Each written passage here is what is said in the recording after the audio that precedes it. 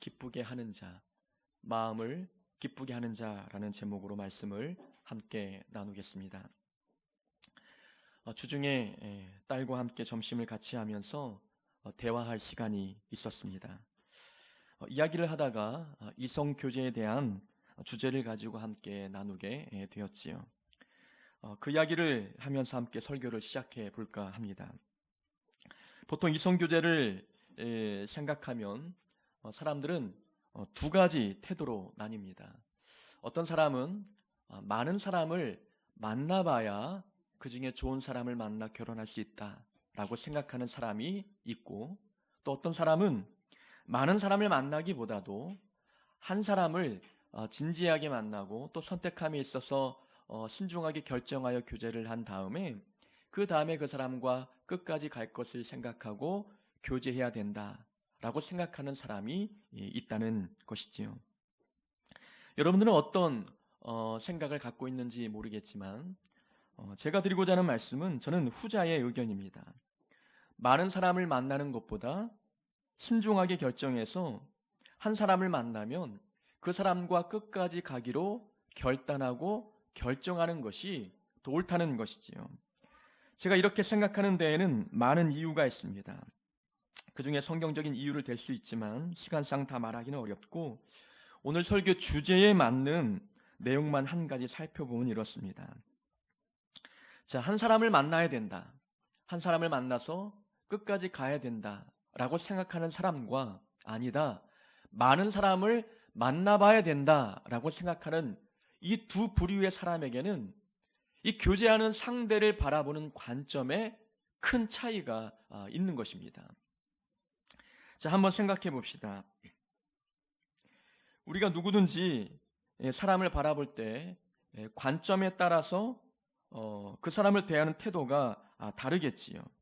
자, 많은 사람을 만나야 한다고 생각하는 그런 사람들이 누군가와 교제할 때에, 그 안에 소리가 안 나오나요? 어쩔 수 없을 것 같아요. 자, 관점이 다르면 그 사람을 대하는 태도가 다른 법인데, 자, 많은 사람을 만나봐야 된다라는 생각을 갖고 있는 사람이 누군가 교제한다고 생각해 보십시오. 자, 누구를 만나든 그 교제하는 과정 중에 갈등의 상황이 벌어지기 마련입니다. 나와 똑같은 사람이 없기 때문에 누구를 만나든 갈등의 상황에 부딪히게 되어 있어요. 그런데 많은 사람을 만나봐야 된다라는 생각을 갖고 있는 사람은 그 갈등의 상황을 극복하려고 하지 않습니다. 굳이 내가 또 다른 사람을 만날 수 있는데 이 사람과 이렇게 마음 상해가면서 만날 이유가 있겠느냐라는 생각을 갖게 되는 것이지요. 나와 내 마음과 맞는 사람을 만나면 된다라는 생각을 갖고 그 갈등의 상황을 피해버리고 그 사람과의 만남을 쉽게 끝내버리게 되는 경우들이 있게 되는 것이지요. 근데 신중하게 결정하여 그 사람과 교제를 시작하여 나는 이 사람과 끝까지 가야 된다라는 생각을 갖고 있는 사람은 이 갈등의 상황을 어떻게 해서든지 풀어나가려고 노력합니다. 모든 사람과는 갈등이 있기 때문에 이 연애 기간 가운데서도 갈등을 풀어나가는 훈련을 해야 되는 것이거든요. 그래야 결혼 상황에서 이제 부딪히는 갈등들을 능히 해결할 수 있기 때문에 그렇지요.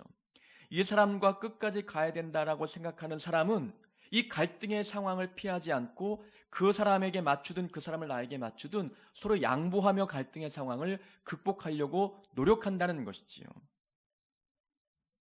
이것은 그 상대방을 대하는 태도가 이렇게 다른 이유는 그 사람을 보는 관점이 다르기 때문에 그렇습니다. 이 사람을 내가 만나야 될 많은 사람 중에 한 사람일 뿐이야 라고 생각하는 것과 이 사람은 내게 유일한 사람이야 라고 생각하는 이 관점의 차이에는 굉장히 다른 반응이 나올 수밖에 없다는 것입니다. 물론 한 사람을 만나서 끝까지 가려고 노력하지만 사람 일이 어떻게 될지 모르니 끝까지 가지 못할 수도 있어요.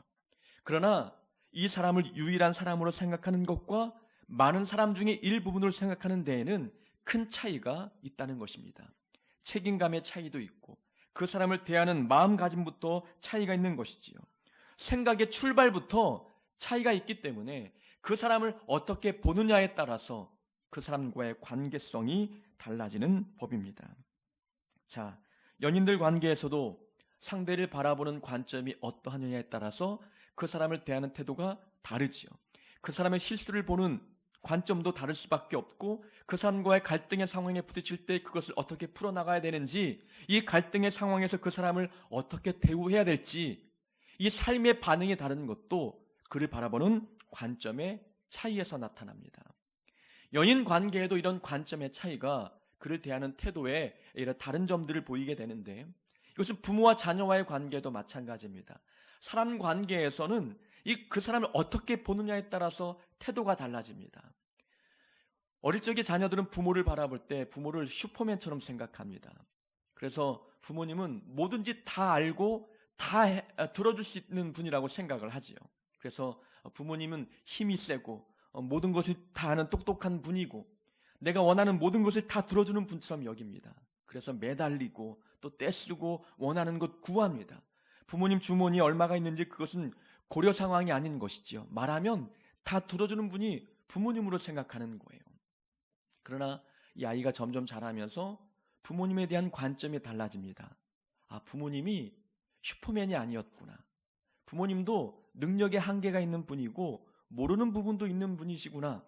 부모님이 마냥이 힘만 센 부분이 아니구나 라는 생각을 갖기 시작하는 겁니다. 그러면서 부모를 대하는 태도가 달라지지요. 부모님을 보살펴주기도 하고 부모님을 또 챙겨주기도 합니다. 부모님의 도움이 되기 위해서 노력하는 모습들이 있게 되는 것 아니겠습니까? 철이 들었다는 것은 부모님을 바라보는 관점이 바뀌었다는 거예요. 이렇게 자녀도 부모를 바라보는 관점이 달라지면서 부모를 대하는 태도까지 달라진다는 것을 보게 되지요. 이웃을 바라보는 관점도 이와 같습니다. 우리가 이웃을 어떻게 볼 것이냐, 그 관점에 따라서 이웃을 대하는 태도가 달라집니다. 예수님은 우리에게 이웃을 바라보는 관점을 새롭게 하기 위한 말씀을 해주셨습니다. 이웃을 내 몸과 같이 사랑하라. 이것은 이웃을 바라보는 관점을 바꾸라는 말씀입니다. 이웃은 남이 아니라 나의 몸과 같은 존재라는 겁니다. 내 생명과 같은 존재로 대하라고 말씀하고 있는 겁니다. 이웃을 나무로 알았는데 내 몸이었습니다. 나의 생명과 같은 존재였어요. 그러면 이웃을 대하는 태도가 다를 수밖에 없지 않겠습니까? 내 몸 아끼듯 아껴주고 내 몸 보살피듯 내 생명 다루듯 이웃을 소중히 다루는 그런 행동, 그를 바라보는 관점이 내 몸처럼 바라보는 관점이기 때문에 이웃을 대하는 태도가 달라질 수밖에 없는 것이지요. 우리는 지난주 성경 공부를 통해서 이웃을 바라보는 기독교적인 관점이 어떠한지에 대해서 함께 살펴보았습니다. 선한 사마리아인의 비유와 또 빌레몬과 그의 노예 오네시모의 관계를 통해서 이웃을 바라보는 관점이 어떻게 달라져야 되는지를 말씀해 주었지요.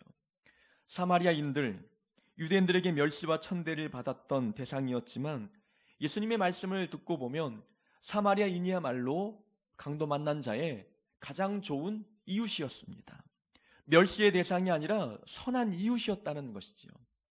자, 오네시모는 빌레몬의 노예였습니다. 그러나 바울은 그 노예 오네시모를 내 아들, 내 형제로 바라보았습니다. 그러면서 빌레몬에게 본인이 그 오네시모를 바라보았던 관점처럼 그를 노예로 볼 것이 아니라 형제로 받아들일 것을 권면하고 있지요. 이웃을 대하는 관점, 이웃을 바라보는 관점을 바꾸도록 하는 그런 역할들을 바울이 해주었습니다. 자, 이렇게 이웃을 바라보는 관점, 그 관점이 어떠하느냐에 따라서 그를 대하는 태도도 달라집니다. 오늘 본문에는 보아스와 룻의 관계가 나옵니다. 먼저 줄거리를 한번 살펴보면 룻은 모압 여인이었습니다. 룻은 베들레헴에서 기근을 피해 모압 땅으로 이주해 온 이 나오미의 가정에 시집갑니다. 나오미의 아들에게 이제 시집가서 그의 며느리가 되었지요. 근데 세월이 흘러서 시아버지도 죽고 나오미의 남편도 죽고 동서였던 오르바의 남편도 죽었습니다. 그래서 남아있는 자는 나오미와 룻과 오르바뿐이었죠. 세 여인만 남았습니다. 보살펴줄 남편도 또 부모도 없습니다. 오르바는 고향으로 돌아가 버렸지만 룻은 시어머니를 따라서 베들레헴 땅으로 돌아오게 되었지요. 베들레헴 땅에 돌아와봤자 기다리는 것은 가난한 삶이었고 먹고 살 생계를 위해서 이 룻은 이삭 줍는 일에 동참하게 됩니다. 그러던 중에 보아스의 밭에 이르러 이삭을 줍게 되었습니다. 보아스는 그 땅에 부유한 사람이었고 매우 믿음이 좋고 덕망이 좋으며 친절한 사람이었습니다. 보아스는 룻에 대한 소문을 듣고 있었어요. 남편을 잃고 늙은 시어머니를 떠나지 않고 하나님만 바라보고 베들레헴 땅에 왔던 이 룻에 대한 소문을 익히 듣고 있었습니다. 근데 밭에 나가 보니까 소문으로 들었던 그 룻이 자기 밭에서 이삭을 줍고 있는 모습을 보았습니다. 보아스가 룻을 불렀습니다. 부르고 난 뒤에 내 딸아 들으라. 우리 본문에 보니까 8절에 보면 보아스가 룻에게 이르되 내 딸아 들으라 라고 말합니다. 보아스가 룻을 부르는 호칭부터 달랐습니다. 보아스가 룻을 볼 때에 딸이라 불렀던 것은 룻을 대하는 그의 마음가짐이 어떠한지를 호칭을 통해서 우리가 깨닫게 되는 것이지요. 이 룻은 남이 아니라 보아스는 딸처럼 여기는 것입니다. 호칭만 딸로 여긴 것이 아니라 딸로 부르면서 그에게 딸처럼 대우해주는 모습을 보지요. 이삭을 주우러 다른 밭으로 가지 말며 여기 떠나지 말고 나의 소녀들과 함께 있으라. 그들이 베는 밭을 보고 그들을 따르라. 내가 소년들에게 명령하여 너를 건드리지 말라고 말했으니 다른 밭에 가지 말고 내 밭에서 이삭을 주우라 이야기합니다. 그 당시에는 가난한 여인들이 이삭을 줍다가 곡식을 베는 남자들에 의해서 남자들에게 부적절한 그런 해코지를 당하는 일들이 종종 발생했습니다. 그래서 여인들이 이삭을 줍는다는 것은 굉장히 위험한 일 중에 하나였지요. 보아스는 룻의 안전을 지켜주고 있습니다. 딸의 안전을 지켜주듯 룻의 안전을 지켜주고 있는 것이지요. 그리고 룻에게 또 이야기하듯이 목이 마르거든 내 소년들이 길러온 물을 마셔라. 그리고 또 식사 때가 되자 이제 자기 종들이 먹는 음식에 동참하여 그 음식을 먹도록 하였지요. 공짜로 음식을 대접해주고 있는 겁니다. 보상을 바라지 않고 무엇인가 공급해주고 있는 이 보아스의 친절, 호칭만 딸이 아니라 딸처럼 대우하고 있는 이 보아스의 모습을 보여주고 있는 것이지요. 룻은 궁금했습니다. 나는 이방 여인인데 어찌하여 나에게 은혜를 베푸십니까? 라고 묻습니다. 유대인들은 이방 사람들을 상종하지 않는 그런 문화적인 풍습들이 있었잖아요. 율법적인 개념 때문에 이방 사람들, 특히 이방 여인과 함께하지 않는 그런 풍습이 있었는데 이 보아스가 유대인임에도 불구하고 이방 여인인 나에게 이렇게 친절을 베푸는 모습이 궁금했습니다. 보아스가 대답합니다. 내 남편이 죽은 후에 너가 시어머니에게 했던 행동들, 그리고 하나님 바라보고 이 먼 타국까지 따라왔던 그 선한 행동들을 내가 익히 듣고 알고 있다라고 이야기합니다. 그러면서 이어서 축복하는 말을 합니다. 여호와께서 내가 행한 일에 보답하시기를 원하며 하나님 여호와께서 그의 날개 아래 피하러 온 보호받으러 온 너에게 온전한 상 주시기를 내가 바란다라고 이야기하는 모습을 봅니다. 자, 처음에 룻이 이삭을 주우러 가기 전에 어머니에게 이렇게 이야기했습니다. 내가 누군가에게 은혜를 입으면 내가 그를 따라서 이삭을 줍겠나이다. 내가 누군가에게 은혜를 입으면 그를 따라서 이삭을 줍겠나이다. 2절에서 이제 이야기를 하게 되는데 그 당시에는 밭의 주인이 이삭을 줍도록 허락해 주지 아니하면 그 밭에서 이삭을 주울 수가 없었어요. 그 룻은 이삭을 주우러 가면서 기도 제목이 생긴 겁니다. 하나님, 내가 누군가의 밭에서 이삭을 주울 수 있도록 허락해 주십시오. 나의 안전도 지켜주시고 또 오늘 하루 이삭을 많이 주어야 나와 시어머니가 배불리 먹을 수 있으니 이삭을 줍는 일에 풍족한 결과도 달라고 하나님께 분명히 기도했을 것입니다. 그녀의 룻의 기도가 보아스를 만나면서 응답되어집니다. 보아스는 룻에게 은혜를 베풀어 주었어요. 다른 밭에 가지 말고 내 밭에서만 이삭을 주우라고 허락해 줍니다. 그의 안전도 보호해 주고 있고 또한 더 많은 이삭을 주울 수 있도록 그 밭에 이삭을 일부러 뿌려주는 일까지 보아스가 해주었습니다. 보아스는 룻에게 있어서는 기도 응답의 사람이었어요. 우리가 이웃을 대할 때에 내가 그에게 기도 응답이 되어줘야 합니다. 누군가에게 기도 응답이 되어준다는 그 자체는 그것은 하나님 앞에 우리는 큰 영광이요 축복이라는 것이지요. 룻이 기도한 대로 은혜를 입고 있습니다. 보아스가 룻의 기도 응답이 되어주고 있는 것이지요. 이것뿐만이 아닙니다. 보아스가 룻에게 이야기했지요. 하나님의 날개 아래 보호받으러 온 너에게 하나님께서 너에게 온전한 상 주시기를 원한다. 축복했어요. 그 상이 누가 됩니까? 보아스가 되고 있다는 것이지요. 알아보니 보아스는 나오미의 친족 관계였습니다. 친족이라는 것은 룻의 남편감이 될 만한 율법적인 자격이 있는 사람이라는 것이지요. 하나님께서 룻에게 상을 주시기 위하여 보아스를 준비시켜 놓았어요. 나중에 이제는 룻과 보아스가 만나서 이제 보아스에게 남편이 될 수 있도록 기회를 줄 때 보아스는 그것을 거절하지 않습니다. 기꺼이 본인이 룻에게 상급이 되어주고 있는 겁니다. 하나님께서 룻의 기도에 응답으로서 나를 부르신다면 기꺼이 그 부르심에 순종하며 내가 그 가정, 그 여인의 상급이 되어주겠다라고 순종하고 있는 보아스의 모습이 후반부에 가서 나오게 되는 것이지요. 보아스는 룻에게 있어서 기도 응답이 되어주고 있다는 것입니다. 하나님은 우리의 기도에 응답하실 때에 사람을 통해서 응답하실 때가 있습니다. 어떤 기도는 하나님이 분명히 들어주셔야 응답이 되는 기도가 있는 반면에 사람이 도와야만 응답되는 기도 제목들이 있다는 겁니다. 하나님 내게 물질이 필요합니다. 기도했어요. 그럼 하늘에서 돈다발이 떨어지는 법 보셨습니까? 그렇지 않다는 것이죠. 하나님 물질이 필요합니다. 기도하면 하나님은 내 상급자의 마음을 감동시켜 월급을 올려주시든지 아니면 누군가의 도움을 통해서 선경금을 보내주시든지 사람을 통해서 역사하게 된다는 것입니다. 그러니까 누군가 내 자신이 어떤 사람은 누군가의 기도 제목에 응답이 되는 사람이 있다는 것입니다. 하나님 우리 교회에 섬길 만한 사람이 필요합니다. 기도했습니다. 그럼 하나님께서 하늘에서 사람을 떨어뜨려 주신 것이 아니라 누군가의 사람의 마음을 감동시키셔서 이 교회에 보내시는 거예요. 하나님은 기도 응답을 사람을 통해서 해주실 때가 있다는 것입니다. 보아스는 룻의 기도에 응답의 사람이었다는 것입니다. 우리는 이웃에게 어떤 존재가 되어야 되느냐?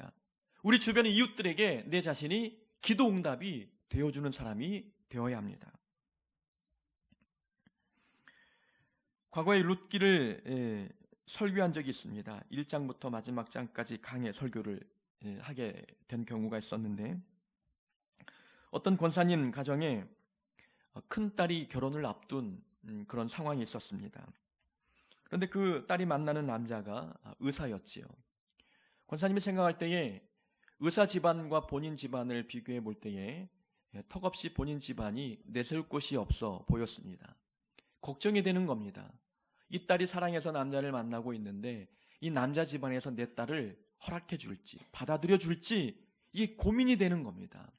그런 고민 속에서 말씀을 듣는데 이제 룻이 보아스와 결혼하잖아요. 신분 차이가 너무 납니다. 경제적인 차이도 너무 차이가 나는 가정이었죠. 그런데 보아스가 룻을 받아들입니다. 이 말씀을 듣고 권사님 마음에 소망이 생긴 거예요. 아, 하나님께서 내 딸을 결혼시켜 주겠구나. 말씀을 통해서 확신을 갖게 되는 겁니다. 하나님께서는 부족한 종의 설교를 통해서 누군가의 기도에 응답해 주셨다는 거예요. 내 자신이 누군가의 기도에 응답이 되어주고 있다는 겁니다. 아, 이 부족한 설교를 통해서 누군가의 기도 응답이 되고 누군가의 소망이 되고 은혜를 끼치는 도구가 됐다는 그 사실, 그 이야기를 들을 때에 마음에 기쁨이 있는 거예요. 아, 하나님께서 나를 사용하시는구나. 나를 통해서 누군가의 기도 응답을 이루어 주시는구나 라는 생각을 갖게 될 때 감사가 밀려오고 은혜가 마음속에 충만해지는 경험을 해보게 됩니다. 그래서 설교를 준비할 때마다 늘 그때를 생각합니다. 오늘 이 한 편의 설교를 통해서 또 누군가에게 기도 응답이 되면 좋겠다. 부족한 종이 누군가에게 기도 응답이 되어주는 자가 되었으면 좋겠다. 이것이 이제 목사에게는 가장 큰 영광이요, 복이라는 것이지요. 우리는 누군가의 기도 응답이 되어줄 수 있는 자들입니다.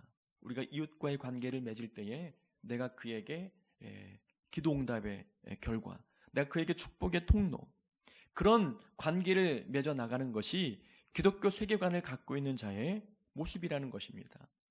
어찌 보면 여기 앉아있는 여러분들은 제 기도 응답의 결과입니다. 여러분들이 제 기도에 어떤 기도 응답이 되어주고 있는 것이지요. 이렇게 힘들고 어려운 상황 속에 여러분들이 이 자리에 앉아서 함께 예배드리는 그 자체는 부족한 종의 기도를 들으신 하나님의 기도 응답의 결과로서 여러분들이 이 자리에 앉아있는 것입니다. 누군가에게 기도 응답이 되어주는 것, 그 방법은 그렇게 어려운 일이 아닙니다. 보아스는 자신이 룻에게 있어서 기도 응답이 되어야겠다고 의도적으로 행동한 것이 아니었어요.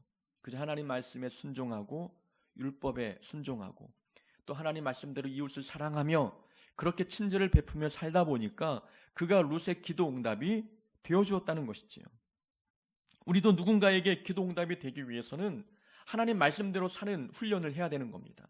기도하면서 겸손하게 이웃과의 관계를 맺고 친절을 베풀고 또한 구제하고 또 하나님 앞에 예배하면서 그 사람들에게 마음을 열고 위로하는 말들을 하면서 살아가면 내가 알지 못했지만 어느 순간 누군가의 입을 통해서 고백하는 이야기를 듣게 되는 거예요. 그때 집사님이 제게 했던 그 말이 나에게는 하나님의 음성으로 들렸어. 기도 응답을 집사님의 말을 통해서 내가 들었어. 위로의 말을 해주고 사랑의 말을 하게 되면 어느 순간 내 말이 또 내 입에서 나온 소리가 내 행동에 누군가에게 기도 응답이 된다는 것입니다. 반찬이 남아서 누군가에게 반찬 하나를 선물로 드렸을 때에 이것은 나는 그냥 부지불식간에 드린 구제이지만 받는 사람 입장에서는 기도의 결과일 수도 있다는 것입니다. 내가 말씀대로 살고 사랑하고 친절을 베푸며 살다 보면은 내가 누군가에게 기도 응답이 되어줄 수 있는 것입니다. 이웃과의 관계, 내가 누군가에게 기도 응답이 되어주는 그런 관계로 살아가는 것이 바로 하나님께서 우리에게 원하시는 모습입니다. 룻은 보아스의 말을 듣고 마음이 기뻤습니다. 나는 당신의 하녀 중에 하나와도 같지 않은데 당신이 이 하녀를 위로하시고 마음을 기쁘게 하였습니다. 라고 13절에서 그렇게 인사합니다. 보아스가 룻을 대하는 태도가 남들과 달랐거든요. 그의 축복의 말, 또 그가 자기 안전을 지켜주는 그런 모습들, 그 밭에서 이삭을 주울 수 있도록 허락해준 이 모습, 이 모든 것이 이 룻에게는 마음의 기쁨이었습니다. 자, 우리가 이웃에게 대할 때에 마음을 기쁘게 하는 자들이 되어야 합니다. 이 마음을 누군가의 마음을 기쁘게 해준다는 것, 이것은 그렇게 어려운 일이 아니지 않습니까? 룻은 이삭 줍는 삶이었지만 보아스의 말 한마디에 마음이 기뻤어요. 어떤 사람들은 풍족한 삶을 살아도 마음이 기쁘지 않지만 어떤 사람은 가난한 삶을 살아도 늘 마음이 기쁩니다. 그 마음을 기쁘게 하는 데에는 많은 물질이 필요한 게 아니에요. 그저 말 한마디가 상대방의 마음을 기쁘게 해주고 있다는 것입니다.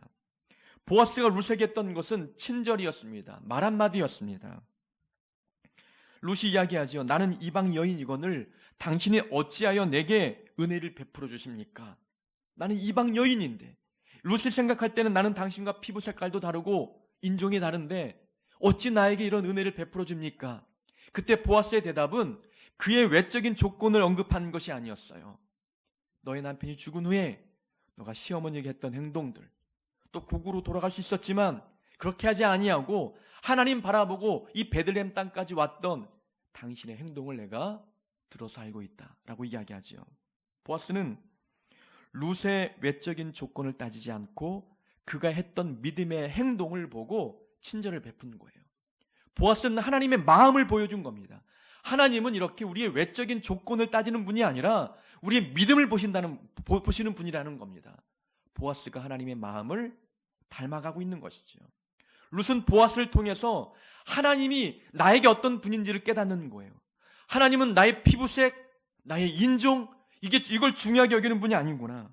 나의 믿음을 보시고 내 믿음의 상태를 보시고 내게 은혜를 부어주시는 분이시구나라는 것을 루시 깨닫는 거예요. 그런 하나님을 보아스를 통해서 만나게 되니 마음이 기쁜 겁니다. 나는 가난하지만, 나는 여인이지만, 그리고 나는 이방 여인이지만 그래도 하나님은 나를 사랑하시고 나를 하나님의 자녀로 받아주시고 은혜를 베풀어 주시는구나. 나를 이 공동체의 일원으로 받아들여 주는구나 라는 것을 깨달을 때에 하나님께 받아들여지는 그 자체만으로도 룻의 마음이 기뻤던 것입니다. 또한 보아스는 룻의 상태를 알고 있었어요.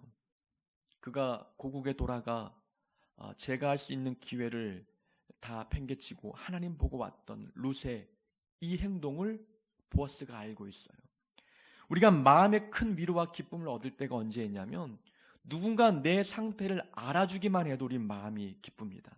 내가 얼마나 힘들어하는지, 내가 얼마나 고난의 길을 걸어왔는지, 내 마음의 상태, 내 모든 상황을 알아주는 것만으로도 마음의 위로가 될 때가 있다는 거예요. 보아스의 말은 내가 다 안다는 겁니다. 너가 어떻게 곡을 등지고 이 땅까지 왔는지, 그 결단까지 얼마나 많은 고민과 얼마나 많은 것들을 포기해야 되는지 보아스가 들었다는 거예요. 하나님께서 내 상황을 아신다고 생각할 때 우리는 마음이 기쁘지 않겠습니까? 하나님이 내 모든 어려운 상황들을 들으시고 알고 있다는 것을 우리가 깨닫기만 해도 우리는 마음에 기쁨이 있는 거예요. 우리가 이웃의 마음을 알아주기만 해도, 그들의 고난과 아픔을 알아주기만 해도 그들은 위로받는 거예요. 그들 마음이 기쁜 겁니다. 굳이 물질을 투자하지 않아도 그들의 이야기를 들어주는 것만으로도, 그들의 상황을 알아주는 것만으로도 위로를 줄 수 있는 것이지요. 그것이 바로 이웃의 마음을 기쁘게 해주는 행동입니다. 보아스는 거기에 축복까지 덧붙여 주었습니다. 하나님께서 너가 행한 일에 보답하기를 원하며 하나님의 날개 아래 보호받으러 너에게 온전한 상 주기를 원한다. 이 축복의 말은 룻에게 내일에 대한 소망을 품게 해주는 말이었어요. 저 어머니를 따라 또 하나님 바라보고 베들레헴 땅에 오긴 왔지만 이 이삭 줍는 삶을 언제까지 이어가게 될지 모르는 상황이었어요. 사람이기 때문에 앞날을 생각하면 막막할 수밖에 없는 거예요. 그런데 보아스가 하나님의 축복의 메시지를 전해주고 있어요. 하나님께서 분명히 당신에게 상 주실 겁니다. 당신의 믿음의 결단에 하나님은 분명히 보응해 주실 겁니다. 이런 말을 들을 때에 룻의 마음의 걱정과 근심이 떠나갈 수밖에 없어요.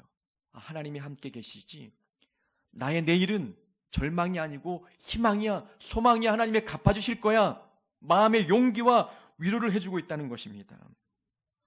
보아스는 축복의 말로 룻의 마음에 소망을 품게 해주는 것, 소망의 말을 해주는 것만으로도 그 마음을 기쁘게 해줄 수 있다는 것입니다. 우리의 말 한마디가 누군가에게 소망이 되기도 하고 누군가에게는 절망을 안겨주기도 합니다. 우리는 누군가의 말을 할 때의 말 한마디도 조심해야 되는 거죠. 소망과 희망의 메시지를 들려줘야 되는 것입니다. 그것이 바로 이웃을 향한 사랑의 행위인 것이지요. 이웃을 사랑한다는 것은 다른 게 있지 않습니다. 그들의 아픔을 알아주는 것, 그에게 소망의 말을 해주는 것, 이것이 사랑의 출발이라는 거예요. 우리 마음이 기쁜 때가 언제 있는지 한번 생각해 보십시오. 남편이, 아내가, 또 부모님이, 자녀가 나에게 말 한마디 따뜻하게 해줄 때에, 내 상황을 안다고 이야기해 줄 때에, 또 하나님이 함께 계시니 걱정하지 말라고 축복의 메시지를 전달해 줄 때에 우리는 마음이 기쁜 거예요. 개척교회를 하면서도 마음을 기쁘게 하고 흡족해주는 그런 상황이 있어요. 다른 물질이나 어떤 선물이 아니라 위로의 소망의 말들을 해줄 때에, 하나님의 어떤 소망의 메시지를 들려줄 때에 마음에 희망이 생기는 거예요.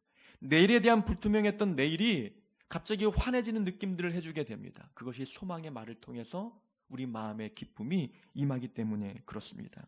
우리는 이웃을 대할 때에 마음을 기쁘게 해주는 자가 되어야 합니다. 그들의 아픔을 이해하고 소망의 메시지를 전달해 주면서 그들 마음을 기쁘게 해주는 그런 관계를 맺어가야 합니다. 보아스는 룻에게 식사도 대접해주고 그리고 종들에게 명령합니다. 곡식단에서 이삭을 뽑아서 땅에 떨어뜨리라고 명령하지요. 자, 구약의 율법에는 하나님께서 가난한 자들을 구제하는 방법을 율법으로 규정해 놓았어요. 곡식을 벨 때에 귀퉁이까지 베지 않도록 하셨지요. 귀퉁이는 가난한 자들이 먹을 수 있는 양식으로 남겨주었어요. 그리고 땅에 떨어진 이삭을 줍지 말라고 명령하십니다. 그 땅에 떨어진 이삭은 가난한 자들이 주워갈 수 있도록 율법으로 규정해 놓았어요. 근데 이 보아스는 일부러 땅에 떨어뜨리고 있다는 겁니다. 그렇게까지 하지 않아도 보아스는 율법대로 땅에 떨어진 이삭을 줍지 않았을 거예요. 그러나 일부러 떨어뜨려 주었다는 것은 율법의 규정을 넘어서고 있다는 겁니다. 정해놓은 규정을 넘어선 행동을 하고 있다는 것이지요. 차라리 그렇게 할 바에 룻을 불러다가 곡식을 주면 되잖아요. 그렇게 하지 아니하고 땅에 떨어뜨렸다는 것은, 이것은 보아스가 룻을 배려하고 그를 사랑하고 있다는 모습이 여기서 보여주고 있는 거예요. 보아스는 룻을 동정하는 게 아니라 사랑하고 있는 거예요. 그에게 자기 과시를 하는 것이 아니라 은혜를 베풀어주고 있다는 것입니다. 자, 만약에 보아스가 룻에게 많은 곡식을 그냥 주었다.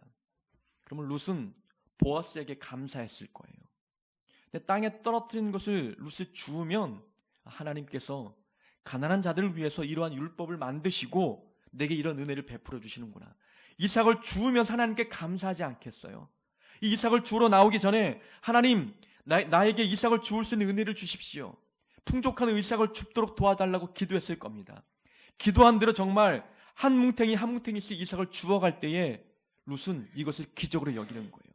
하나님이 내게 은혜를 베푸시는구나, 내게 기적을 베풀어 주시는구나 라는 것을 깨닫게 되는 것이지요. 보아스는 자기 과시하지 않았어요. 나는 이만큼 있으니 동정하는 마음으로 룻에게 은혜를 베푸는 게 아니라 그를 사랑하는 마음으로 하나님의 은혜를 그가 주워갈 수 있도록 땅에 이삭을 떨어뜨려 준 겁니다. 본인이 하나님의 영광을 가로채지 않도록, 본인이 그의 감사의 마음을 가로채지 않고 룻이 하나님께 영광 올려드리고 하나님께 은혜를 베풀 수 있도록 그 땅에 이삭을 떨어뜨려 주었던 것입니다. 우리는 이웃을 사랑할 때 그것이 동정이 되지 않도록 조심해야 합니다. 우리가 은혜를 베푸는 데 있어서 하나님의 은혜를 입도록 해야지 내가 가진 것을 과시하는 자기 과시가 되지 않아야 합니다. 보아스가 굳이 하지 않아도 되는 행동, 그 땅에 이삭을 더 많이 떨어뜨려 주는 것, 이것은 그가 율법에 매여 있는 자가 아니라는 것을 보여주는 거예요. 형식적으로 이웃을 살아가는 게 아니라 율법 이상의 행동을 했다는 것은 적극적으로 내가 이웃사랑에 앞장서겠다고 하는 그의 의지를 보여주고 있는 것입니다. 이 정도만 하면 됐지, 하나님이 말씀한 대로만 하면 됐지라는 게 아니라 율법에 명시된 그 규정은 이웃을 사랑하라는 겁니다. 그러면 사랑하는 데 있어서 정해진 규율이 어디 있겠어요? 그 규율을 뛰어넘고 적극적으로 사랑하는 데 앞장서겠다는 보아스의 의지를 우리가 보게 되는 것입니다. 그렇게까지 하지 않아도 되는데, 이렇게까지 하지 않아도 되는데라는 말을 하는 사람들이 있겠지만, 사랑함이 있어서 내가 끌려가는 게 아니라 적극적으로 내가 이웃을 사랑하겠다고 앞장서고 있는 이 보아스의 모습을 보여주고 있는 것입니다.